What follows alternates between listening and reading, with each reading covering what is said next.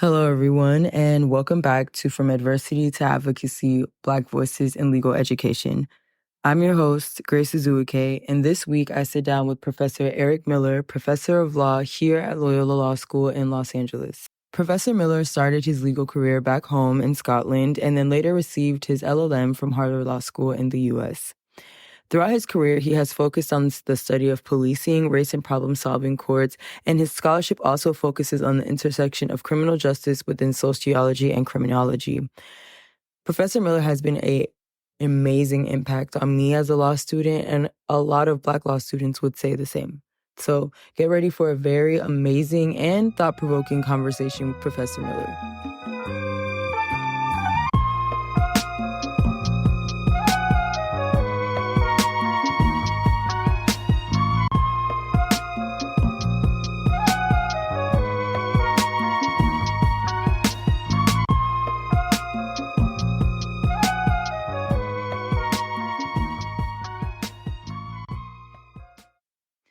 Intro music produced and created by Obi-Azuike Jr.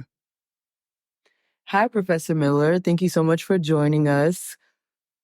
Hello, how are you doing? I'm doing well. How are you? Keeping going. So I gave the listeners a little background about yourself, but how about you go deeper into your background and journey in legal education and your role, how it got to this role as a law professor? So I started as a law student in Scotland, where you can study law as an undergrad. And so I did law as an undergrad at the University of Edinburgh. And I was always interested in issues of how law interacted with social justice and race and class and gender. But there wasn't much of an opportunity in Edinburgh to think about race in the law. And so I had the opportunity to go to Harvard to do a master's in law there, and got to start thinking about race through a little bit of critical race theory, but primarily through it was a sort of more traditional race in the law class. And so when I went to Harvard, Derek Bell, who was one of the big founders of critical race theory, had just left in protest. Mm-hmm. And so unfortunately, that opportunity sort of disappeared. But after that, I started a PhD in Oxford, which unfortunately I never completed, in part because I went back to the States and spent a year working for Charles Ogletree, who is a famous Black law professor and criminal defense attorney, before getting a clerkship. So I clerked for Myron Thompson, who's a judge in the Middle District of Alabama. I clerked for Stephen Reinhart on the Ninth Circuit and worked for a couple of years in a law firm, and then went back to Harvard to do a Charles Hamilton Houston Fellowship, Charles Hamilton Houston being one of the founders of the NAACP Legal Defense Fund, and used that as an opportunity to get on the teaching market, and that's when I got into being a law professor.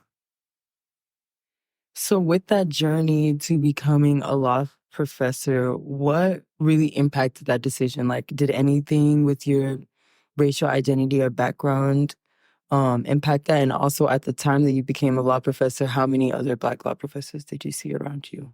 So I'd actually always wanted to be a law professor. So in some ways, doing law practice was a diversion from the ultimate goal, because when I started out, I was interested in legal philosophy primarily, and also legal sociology. And if I'd stayed in Scotland or the UK, I would probably have tried to go straight into academia. And so part of the reason to do the clerkships was actually because I was interested in how judges worked and wanted to see that from behind the scenes.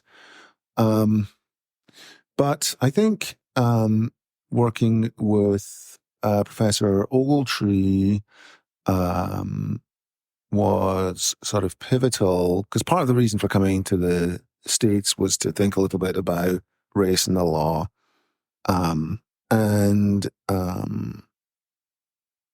The second time I was back at Harvard, so when I was doing the fellowship, Ogletree had started working in reparations, and so that was what focused my attention on issues of race and the law, and so when I was working for him, I was actually, that was me doing real legal work. It was, I was using my law degree in a way that I probably hadn't anticipated before I started doing that. And then in terms of how many other Black law professors, I think my generation of law professors is probably the second generation of Black law professors. So we're the folks that were taught by the people that broke into law teaching. So Derek Bell was the first Black or second Black law professor at Harvard. When I was there were, I think, 4 other people, no Black women. And part of the struggle, indeed the reason that Bell had left Harvard, was in protest at Harvard's failure to hire a woman of color as a law professor. So it wasn't even that there were no Black law professors, no law professors of color at all. And so I knew reasonably well David Wilkins, Ogletree, Randall Kennedy, I think were the major Black law professors at Harvard when I was there. And so my generation of law professors are, many of them are actually their students. And so I've just authored a criminal law casebook, and one of my co-authors, Roger Fairfax, I met, I think, when I was at Harvard, working as a student research assistant for Ogletree, and we're sort of in the Ogletree teaching tree, as it were. So I think now we're into the sort of third generation of professors of color, and you can see that in there's professors of color. There are various professor of color conferences that we have. Would you say they're full? Yeah, and so, there become more and more places where it's people who are in the academy rather than people who are trying to break into the academy. Okay.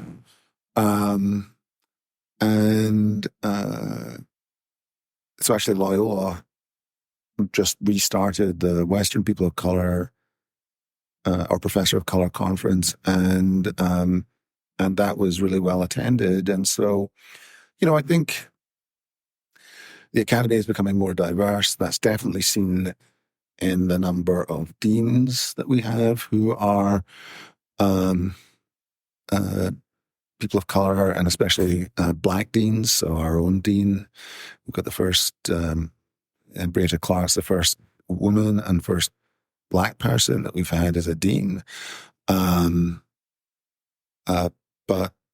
I think we're seeing like a wave of people finally breaking into the top tier of administrators as well. And so that's, I think, fairly positive, although it's at a time where the academy is kind of struggling a little bit. So we'll see how it goes. Yeah. Well, with it getting better, what are some hurdles and systemic problems you've seen up until this point that has hindered there being that many Black professors, Black law students so far? And what have you really seen that's been a change that has impacted it to get to the way it's been now? So I think the problem with, I think, academia in general, but I can speak particularly for legal academia, is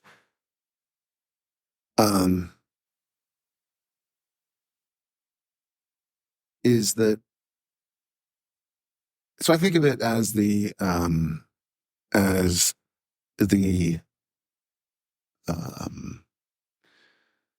admissions catalog issue. So when they send out the catalog to potential people, there's always a person of color in the picture, maybe two or three. Yeah. And what that is supposed to suggest is not that you're reaching out to other people of color, although you might. Really, what you're trying to do is convince white liberals that the campus they're coming to is not a racist one. Yeah. Or a misogynistic one. So you got women, you got people of color. But the campus that they are coming to, and the people that are coming to the campus, either as faculty or as students, aren't always that interested in anything other than the picture. And so they're not really interested in the welfare of the faculty or the students that are there. They're interested in their presence as legitimizing what's going on in what is supposed to be a sort of liberal arts institution.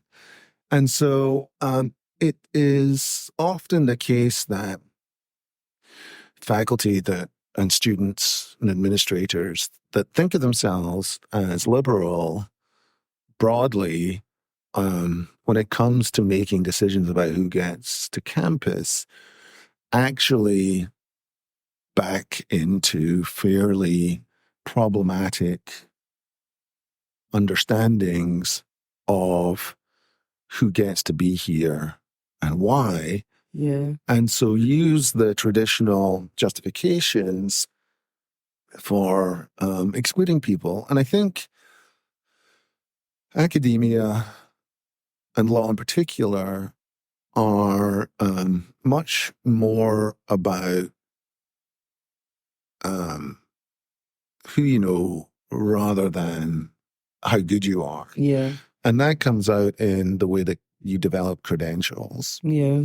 And so it matters that you're able to get,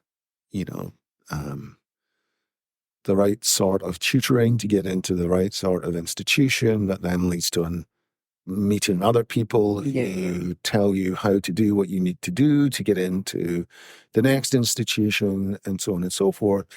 And when we're dealing with groups of people, both as students, but also as staff and as professors, who may not come from those traditional networks, then we've all got more to learn. And, that was true for me as a foreign person. But it is certainly true for some of the people we want to hire as faculty. Yeah. But also as students.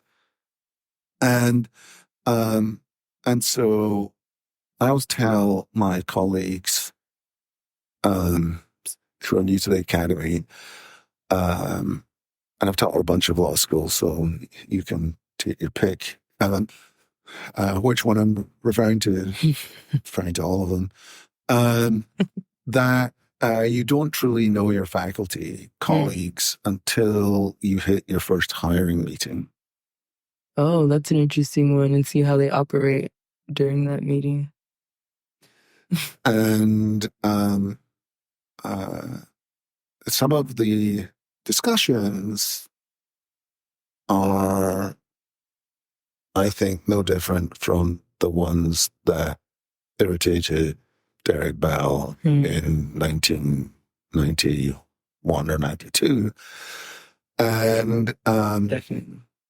And so people are still trotting out the idea that we have a very narrow understanding of what the pathway to being a professor or a student looks like. Yeah.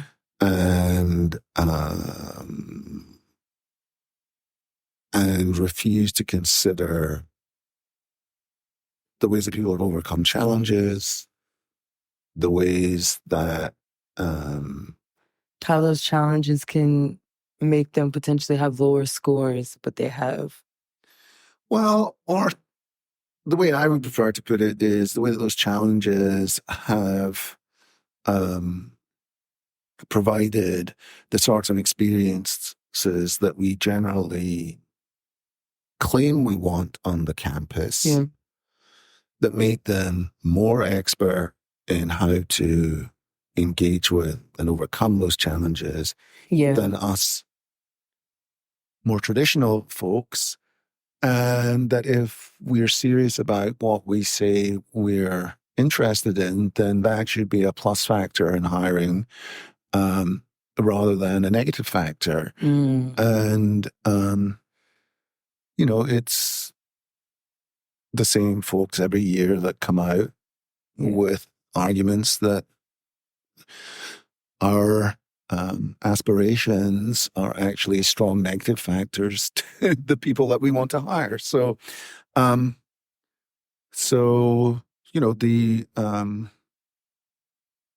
then the other thing I think that's particularly true of law is because the law school is a professional school, many of the professors regard their goal or their job as acting as gatekeepers. So very much so. Yeah, I can agree. I once read a study, I'm not sure if it's true, that said that it studied professors at American law schools from the lowest ranked to the highest ranked. And the consistent take at every law school was that they felt like the bottom third of the class ought not to be in the profession. And so if that's true, that means that, at the top 14 law schools, they think that the bottom third of the class ought not to be in the profession. Which I think is a deep problem. I mean, I think the other thing holds, though, which is that the difference between the top law schools and the bottom law schools is not the students at the top, but the range of students that get admitted.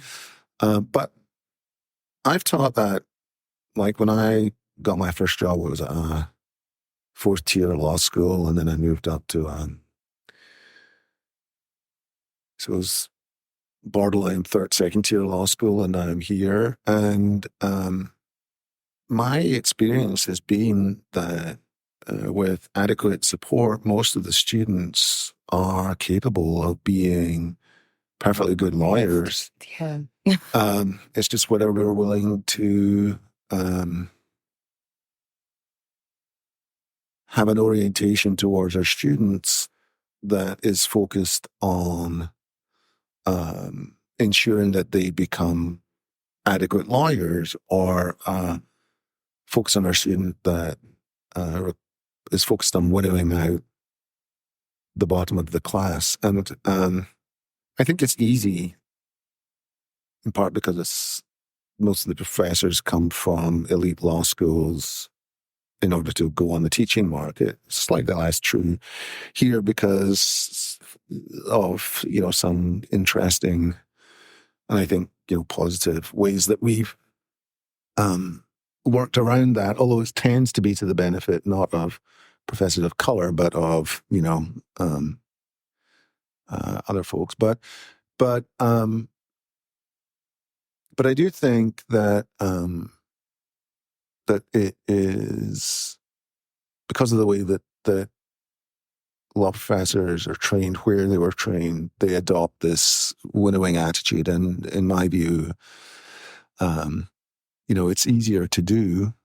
It requires less investment in your students and your teaching time. And, I think it's something that we at Loyola can take seriously and try to change about the way we support our students.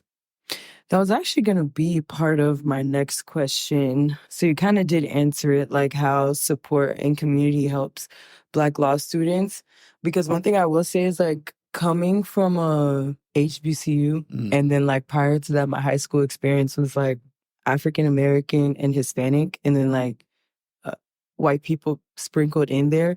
It was like a different experience to come here for the first time, and it made me realize like I'm Black. Like it's crazy because it's like I've known I'm Black my entire life, but coming here, I was like, I'm Black. Like, and being Black is clearly like not okay or just very different to other people.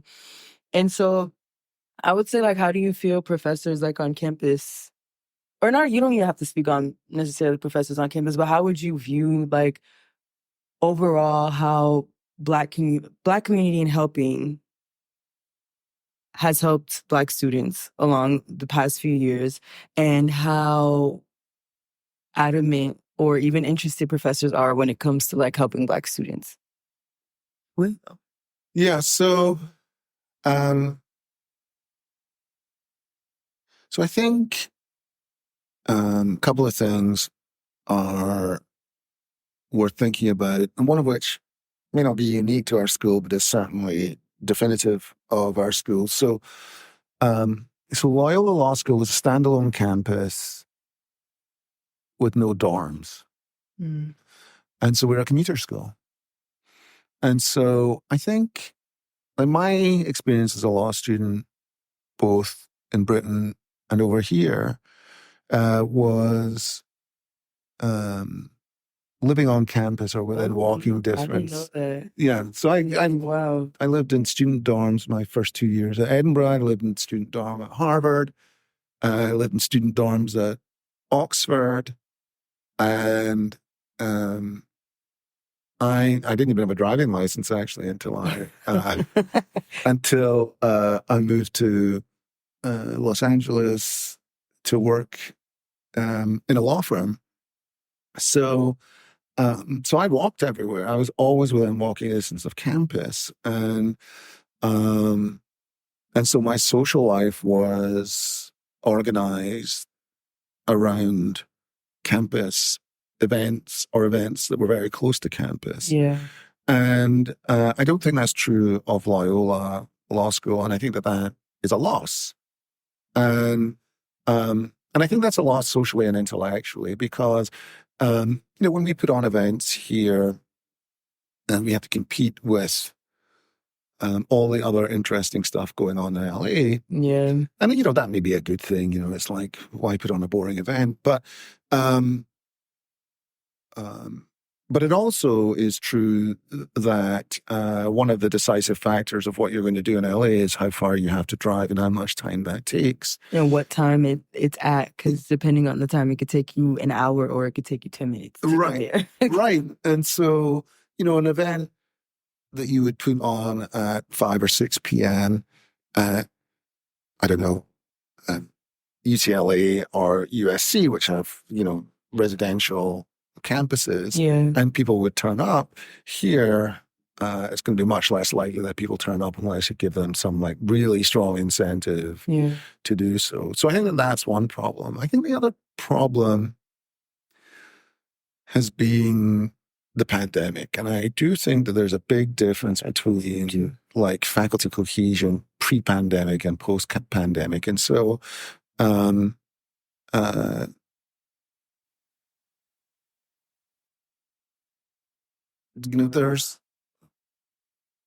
there's always something to be frustrated about with your colleagues, but putting that to one side, I hung out with faculty, I think, more pre-pandemic than post-pandemic. And I think that it's had a significant impact on our interpersonal relationships. And I think the campus is still building back to that. And of course, again, being a commuter campus, the obstacle is going to be encouraging people to be on campus and to interact in ways that that was just habitual before the pandemic. And a lot of students haven't seen that too. Like every class that's here has been here post-pandemic. Right. So they haven't even seen the pre-pandemic like conditions or how it is at all yet. Yeah. And so we're modeling bad behavior in some ways, or at least we're modeling, if not bad behavior, we're modeling, like, if what we really want is to have students engaged in a thriving campus life, then we're not necessarily modeling that. Yeah. And I think for the most vulnerable students, but also you might think faculty and staff, that's a problem, because the part of the safety net is the social networks that people make, and especially at law school, and especially for our 1L year, the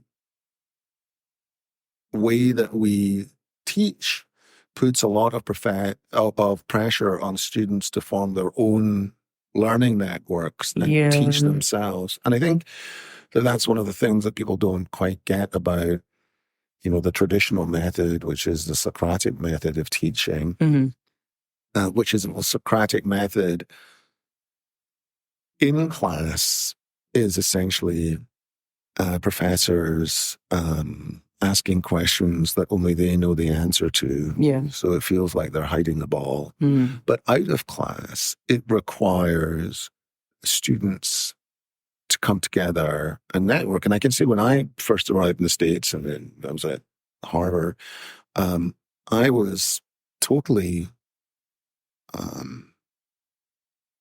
befuddled by the way that people study, because I was used to going to tutorials, and that would be my small group, would be the tutorial. So with the professor? With, or a tutor. Or a tutor. Okay. And in Scotland, it wouldn't be a teaching assistant. It would either be the professor or some lawyer. Yeah. Wow. And sounds better than it was. Yeah. The idea is still better than nothing else. You want a teacher, better to have a teacher than to have the lawyer, because the lawyer doesn't necessarily know how to teach. But it would be a structured learning environment. Whereas here we expect our students to teach themselves, if you're doing it the Socratic method. And so when I was in Harvard, I was not a member of a study group. God forbid that the JD students would have an LLM in their study group. Yeah. But more than that, which is actually probably silly of them, because you're already a lawyer, technically, right? Yeah. Right, we're all graduates, and some of us have done the subject before. We may have done it in a different way. It's slightly different, but we understand the principles. Yeah. And so that was kind of like, I found bits of that really isolating. Because like they had a January term at Harvard, and my January term was miserable because I hadn't gone home for Christmas. Yeah. They're dumping like a lot of work on you, and everybody's and it was Boston, so it was 3 feet of snow outside, and it was just miserable. So I think especially for first generation students, students who come from non-traditional backgrounds, trying to find some kind of community can be a real challenge. And then I'll say the final thing is, if you don't know what the law school offers, if you don't understand what moot court is, if you don't understand what law review is, access to information, then you're going to think all that stuff is not necessary or a distraction. Yeah, I feel like that right there is like big. Like I feel like literally law review, for example, is one, I didn't know coming into law school that's like a huge deal for you to do law review. But two, it's also even like the fact that it's like, okay, yeah, you just went through finals and now you have like a week and a half to do like, this big project or whatever. And I don't think they account for the fact that like diverse students, especially Black students, can't afford to take another week of doing something. Like they need to work, or they need to like help their parents now pick up the other children or do whatever. Like there's so many things that like they don't understand. But honestly, if I knew how important law review is, I think my first year I probably would have tried to buckle down and be like, I'll do it. Same thing with moot court. Like I was like, that's a huge distraction. Why would I do that? Now they're like, I'm in DSBA, and some of the girls that won the national championship, I believe, are in DSBA. What's DSBA? Day Student Bar Association. Okay.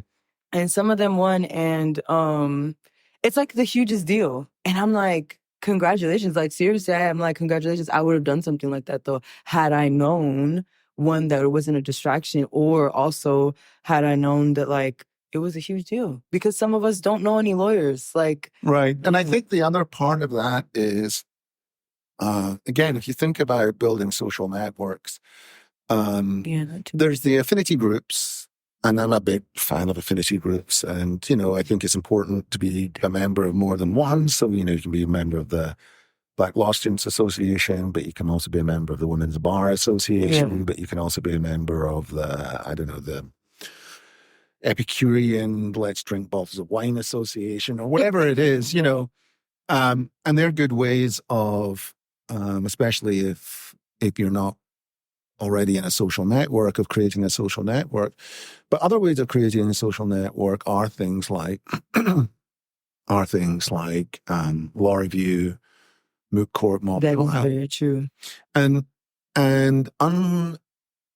unlike the affinity associations, these associations' primary goal is academic. Yeah. And that's not to knock the affinity groups. I mean, it may be that part of the support that the affinity groups provide is academic, but that's not their primary goal, and that's not why you're there. Exactly. And so that does change how you spend your time. And so if you're hanging out with a bunch of folks for mock trial purposes, and then, having done this a little bit in the UK, I didn't do it over here, but certainly doing debates in the UK, when you go to the bar afterwards to blow off steam, you're still talking about the purpose that you just came from. You're talking about the articles that you're editing, or you're talking about the arguments that you're trying to make as part of moot court or mock trial. And so the work doesn't end just because you're no longer in the space that is designated for the work. And so, and then the other big relationship, I think, that non-traditional students fail to recognize is research assistant. And so I would not be here were it not for the fact that I was Charles Ogletree's research assistant, and I was Alan Stone's research assistant, and I was Duncan Kennedy's research assistant, because those folks wrote letters of recommendation for me, both for my clerkships and for every academic job I applied for, at least initially. And also, my director of studies from Edinburgh helped translate my Edinburgh degrees into American. And again, law is not a meritocracy, at least not in the way that we would think about traditional meritocracies. Certainly, you need talent to thrive, but to get the door to open for you, or sometimes even to know where the door is, you need a relationship. And so law is a deeply relational business. Yeah. Law school is a deeply relational business. And so part of, I think, the role that affinity groups can do, and I don't know whether they are doing it or not. I used to do it when I was at some of the other schools I taught at, is essentially tell the 1Ls you need a plan, and you need to recognize what the opportunities are, and to encourage them, especially during their second semester, to think about where they are. Like, so how well did you do in your exams? What more do you need to do? Do you need to just focus on the academics, or do you have the opportunity to do other stuff? And then decide what to do. And that could be reaching out to a professor that you like to see if they have a research spot over the summer, or thinking about trying out for law review or moot court or mock trial. And one of the things that we don't do here, and I understand there are historical reasons for that, but is for BALSA, the Black Law Students Association, they have their own moot court and mock trial competitions. Oh, wow. Yeah, Frederick Douglass, isn't it, moot court, and the Charles Hamilton Houston mock trial, or something like that. Wow. And I know about this because, in thinking about the way that our institutions respond to students, when I was at St. Louis University, like our the first group of BALSA students that I was interacting with when I was the faculty advisor there were pretty alienated from the institution and pretty critical of the institution. And needless to say, sounds like beef. important members of the administration were not happy with that, and actually were like, there was a strongly adversarial relationship, especially with like one or two students, and so these were like, the executive board was like these 4 Black women who decided they wanted to do moot court, and so I helped them do that. We got alumni in to help as well, and they won the regional finals and got to national finals in Atlanta. And then the next year, we had 2 students set up like mock trial, and they won the nationals. Wow. And so At St. Louis University. And so that's very cool. And these were students that didn't necessarily score highly on other metrics, but were literally regional and national leaders in various forms of advocacy.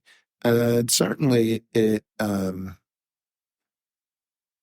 created contacts within the local bar because they were getting mentored by Black lawyers, but also propelled their legal careers because law firms want to hire national champions. Yeah, exactly.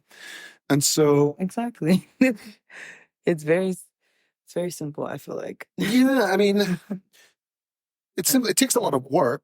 I'm saying, like, the formula is very simple. Like, put people in a position that, I guess, what affirmative action would have been. It's like, that Black students are not going to have like as high scores as other people. So put them in a position to where it's like, okay, we're going to take you in as almost, I don't want to call it charity, but take you as like, like, we're going to take a chance on you.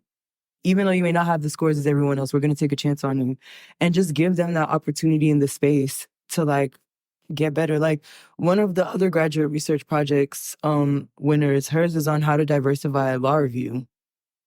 And I'm like, by just adding more diverse people. Like, I feel like the formula is very just like, well, I think part of the problem, so I would actually resist the idea that what you're doing is taking a chance on students. Okay. Again, because I think that validates more that system that they're making. Yeah, you're right. And instead, if what we're focused on is providing opportunities rather than providing opportunities for entry rather than creating barriers to entry. So if we're not engaging in gatekeeping, but are instead engaging in support, then you're not really risking anything with the non-traditional or struggling students. What you're doing is you're supporting them by providing more opportunities to succeed. And so, I can understand your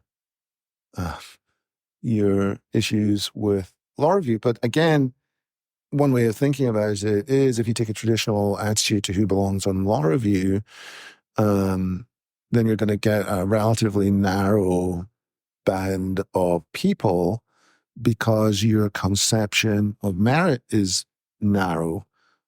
Whereas if your understanding of law review is, for example, subject matter oriented, so you think, well, part of the skill of a law review student should be recognizing what's important in the world. If you have a very narrow range of backgrounds, they're going to have a very narrow understanding of what is important, what legal issues are current and relevant, and so you just reproduce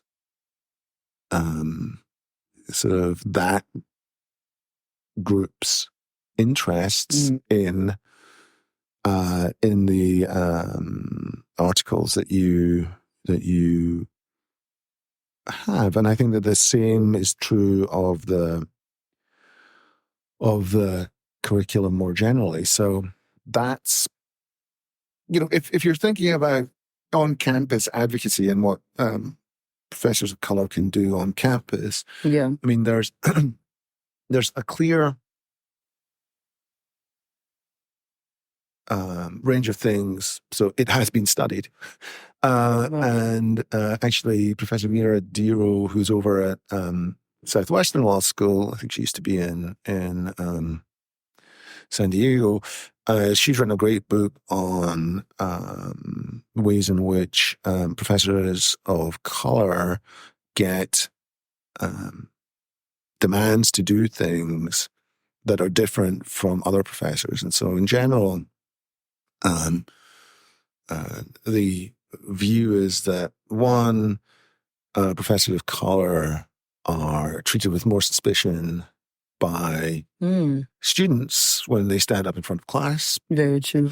Because there is a narrow understanding of who belongs in front of the classroom. And to the extent you don't fit that model, so if you're a woman, if you're a professor of color, if you're a person with a disability, all these sorts of things, strong regional accent, all take away from the sort of superficial understanding of authority that students need as their blankie. Yeah, no, it's evident because before I met Brianna Clark, I actually never knew that she was Black because I'd never seen what she looked like. Like, I just always heard her name, and I always heard that her students disrespect her. They were like, but like, in retrospect, it's like, yeah, I should have took a hint that she was Black because they were like, yeah, the white students continue talking. Like, even when she says stop talking or like she starts class, people will still continue to talk. And like the Black classmates or just like respectful classmates will have to be like, hey, like, shut up. Meanwhile, in my classes with like Professor Eitz, for example, as soon as Professor Eitz walks down Robinson, the Advocacy Center, walks down the back and walks to the front, everyone shuts up. Yeah. No, that's, and it comes out in end of year evaluations as well. And so that's in part what Diro studies. And those end of year evaluations then for untenured faculty become, if used improperly, that's so true, a major part of denying tenure. Yeah. Well, that makes sense. Yeah. Or, so much sense. Giving you your end of year raise or whatever it is. And, so I think that,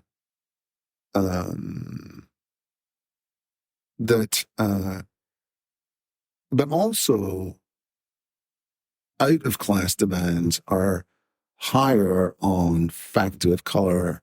And again, in particular, women faculty of color, because students, and I think it's obvious in some ways that students of color gravitate to faculty of color in order to seek a fellow traveler to share their frustrations. Yeah.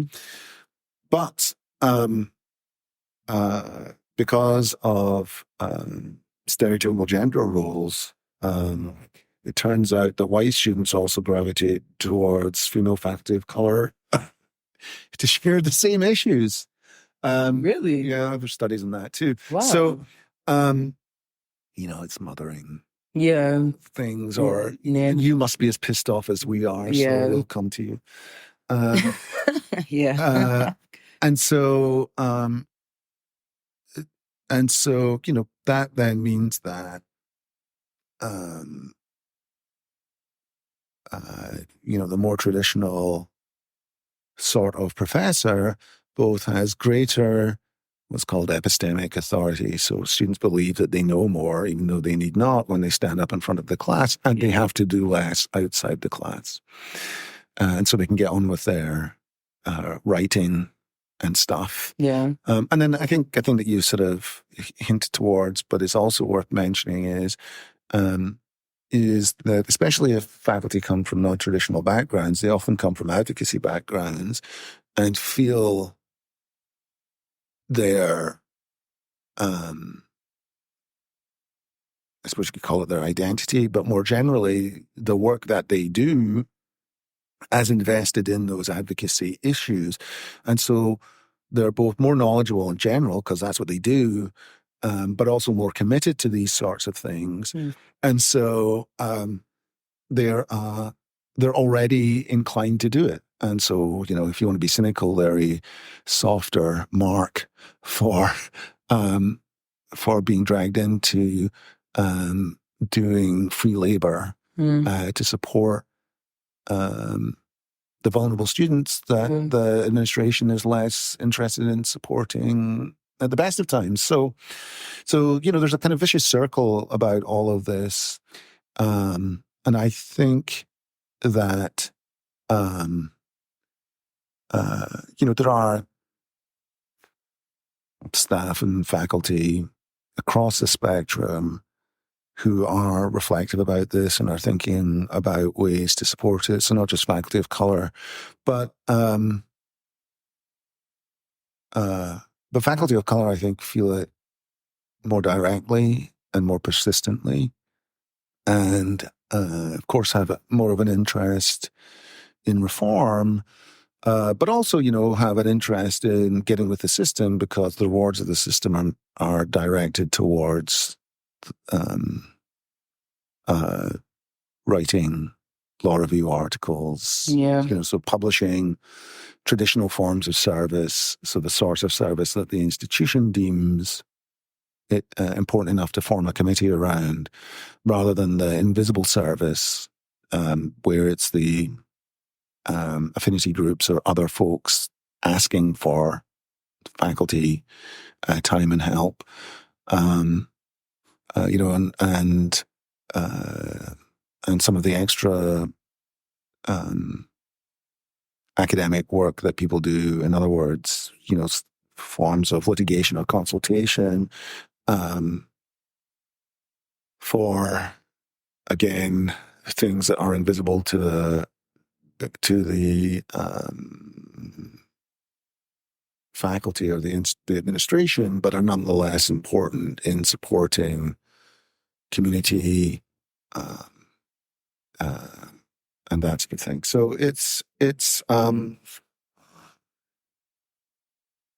an odd business being a law professor at the best of times, but being a law professor of color, I think, and also being a woman law professor, all of these are complications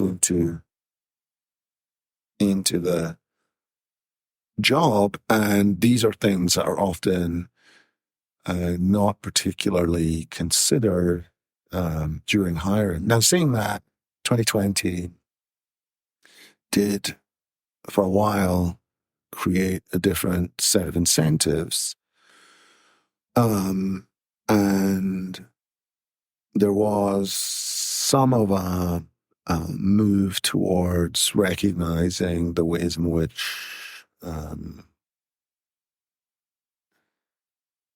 post George Floyd and post pandemic, burdens were differentially shared.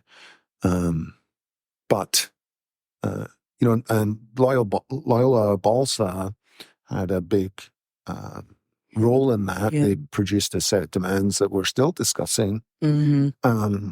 But it's not clear how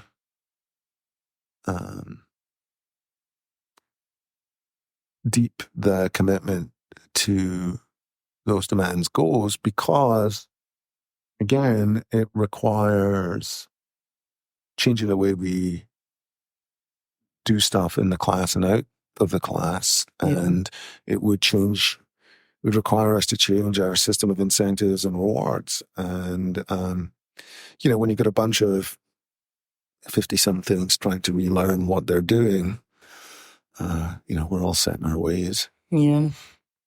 I would say I think last question would be, what do you think needs to be done in order to diversify the legal field, especially now in post-affirmative action? And also, what do you think, because this would be the first admission cycle, right, without it? So what do you think that this admission cycle is going to look like? Do you think that law schools specifically, do you think that they're going to be like, okay, we're not going to go by this Supreme Court ruling. We're still going to look at different factors when it comes to diverse students? Or do you think more law schools are going to be like, yes, finally, we don't have to look at those other factors. We can just look at GPA and LSAT scores? I think it's going to vary depending on the school. Yeah. And who they're looking to attract. And so first of all, this isn't a new thing for California. So California has, since whatever it is, Prop 219 or whatever it is, 29, has for decades been unable to engage in what the amendment calls racial preferences. Mm. And so there was a big hoo-ha UCLA when it happened, a bit like USC. I'm sure there was here, although, it didn't necessarily sort of burst out into the national consciousness. And so, and there were worries about the same thing happening at University of Texas back in the day. And so, working without affirmative action has been on the agenda for decades. And, all schools have known since Grutter and Gratz, the two prior decisions, that Justice Anthony O'Connor put a 25-year sort of ticking clock on affirmative action then. And so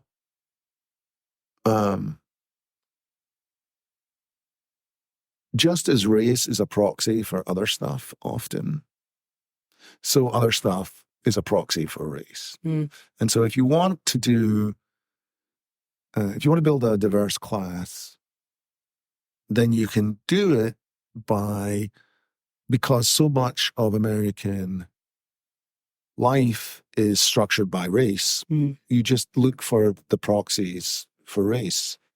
Now, it's actually, I think USC, UCLA, us found it hard to do that. But we're working within that agenda right now anyway, so I don't think it's going to affect Loyola a bit, but it's not going to affect Loyola as much as it's going to affect non-California schools. But the other thing to think about with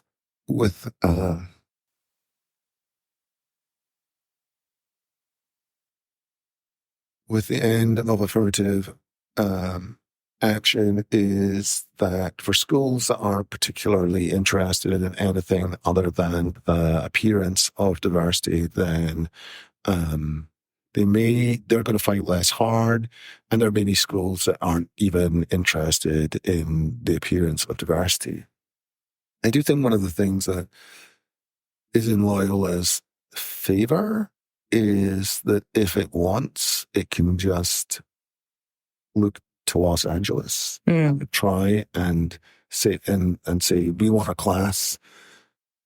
Now, of course, going to discriminate on geographic basis, but a lot of our students are from Los Angeles anyway. But if you were to say, we just want to have Angelinos, we could have a really diverse class just by prioritizing the folks who come from a really diverse town, city. It's actually going to be the more elite schools that have more of a struggle, because I always think of the sort of top 20 or 40 schools as what they want, because they have a bit more choice. There's more people applying. They've got more money. Is that they engage in a sort of artisanal class creation, and so they select the students that they think fit their self-image. Oh, like their aesthetic, yeah. Yeah. And so it's more like some sort of elite artisanal creation rather than just the sort of more industrial production of those of us further down the pecking order. In terms of the legal profession, I think it's going to impact. I think it's going to be harder for people of color to enter the legal profession. Really? I think the interesting thing about the American legal profession is, so as compared to Britain, it's much more diverse. Wow, really? Yeah, but that's just because Britain is really bad. So what you might think of as institutional racism is much more prevalent. And so my take on the difference between Britain and America is Britain has often like these really progressive race and gender laws that do absolutely nothing to change the way that the institutions work. Yeah. So we have many less women judges, we have many less black judges, just as a percentage. All that being said, the percentage in the US is still pretty low, at least for people of color. There may be a little more gender parity, but even there. And it is, it's likely to get worse, and it's going to get worse in two ways. One, for those states that do not like diversity, equity, and inclusion, they're going to prohibit it. Yeah. And for those states that don't prohibit it, it is going to continue on as mostly a branding exercise. What do you mean? Oh, you mean affirmative action will continue as a branding exercise, or the latter, it won't? Yeah, I mean, I wouldn't even call it affirmative action. I would call it the hiring of diverse faces. Yeah. Will continue as a... So one of the dirty secrets of the law profession, and maybe this is a little out of date, but David Wilkerson at Harvard used to study this, and maybe still does, is the washing out of people of color from the legal perspective, from the legal profession, especially big law, fairly early. And so you do your 2 years. When you get hired, you essentially commit to 2 years of big law, and then people start doing other stuff. But some people progress to the ranks to become partner. Well, it turns out that people of color leave much quicker than everybody else. And so this idea that, so the worry then is that even if the law profession is taking a bunch of people in a sort of diverse way, they're not really that interested in equity and inclusion. The other two bits, you can't keep them. And so they wash out the most diverse folks. And the idea is, again, that law is relational business, and in order to stick to a law firm, you need a partner to champion you, and partners like people like them. And also, or the token that they picked that year. well, they also like people who buy into the ways of being in the law firm. And for many law firms, well, I can't speak for many law firms because I was only at one, but those ways of being may be deeply problematic. Yeah. And they're deeply problematic in ways that are stacked against women and people of color. Yeah. And especially against women and people of color who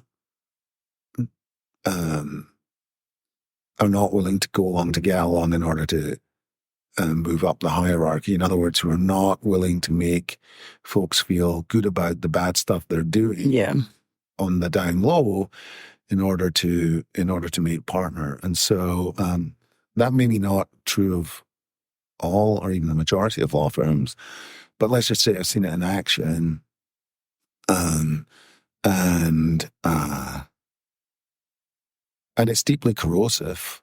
I mean, if you don't walk out the door immediately, that means that you are, to some extent, that's your first compromise. And then the question is, how many more are you going to make until you either decide it's not worth it or decide to get promoted? So to stick with it and get promoted. So I think that is another part of the legal profession that goes unremarked. I mean, I'll give an example, not from LA, but from what I've heard. In one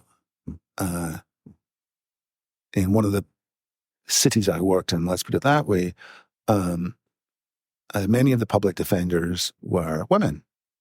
And after the end of the week, because it was a relatively sort of small legal community, the judges would all go to a bar across the road for a sort of Friday evening drink socialization. And so lawyers would, of course, congregate there because it matters that you get on with the judge. Yeah. But if it's a bunch of men who are judges and they're of a certain age and disposition, then the way that they treat the women and in this case public defenders could be something could be pretty grotty. Yeah, very raunchy, very inappropriate. And so, but you can't call it out because it's the judge. And it may be the judge becomes a partner in the law firm. And so, you get this network of abuse and collaboration in it and all of the grotty stuff. And how do you change that? And so I think it's those sorts of structures and networks that are pervasive, I think, across the law that are so hard to change. Legal communities are not, it's not as anonymous a profession as you might like to think it is. Once you get into a particular area of law, you're going to know pretty much everybody in that area of law, even in a big town like this. Yeah. Unless, there are ways in which that's not true, but there are ways in which it's deeply true. And then the question is how you're going to negotiate that network. And it's just harder, I think, for certain groups, for non-traditional groups, than it is for others. And so so that's why I think as it's going to be interesting to see how, at least in California, I don't think there's going to be the same pull away from at least the